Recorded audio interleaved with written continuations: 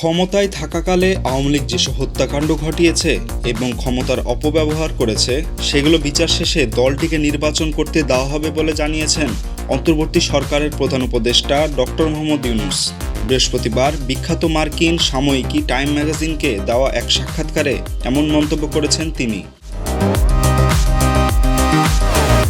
Doctor Mohammad Yunus বলেছেন, আওয়ামী লীগকে নির্বাচনে তখন স্বাগত জানানো হবে যখন হত্যা, ক্ষমতার অপব্যবহারের সাথে দলটির যারা জড়িত তাদের বিচার সম্পন্ন হবে। অন্যরা নির্বাচনে অংশ নিতে যতটা স্বাধীন তারাও ততটাই স্বাধীন। আমরা তাদের বিরুদ্ধে রাজনৈতিক অঙ্গনে লড়াই করব। শুধু তাই নয়, সাবেক প্রধানমন্ত্রী শেখ হাসিনার ভারতে চলে যাওয়া এবং সেখান থেকে তার কথা বলার বিষয়টি নিয়েও নিজের অভিমত জানিয়েছেন ডক্টর ইউনূস।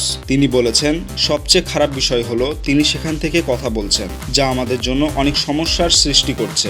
তার কণ্ঠ শুনলেই মানুষ অখুশি হয়, অর্থাৎ এই বিষয়টি আমাদের বন্ধ করতে হবে।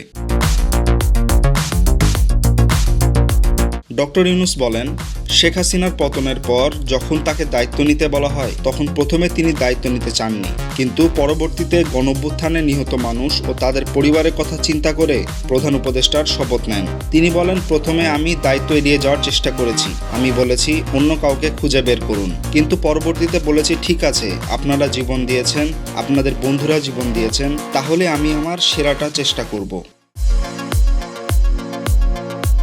ডেস্ক রিপোর্ট, সবুজ বাংলা।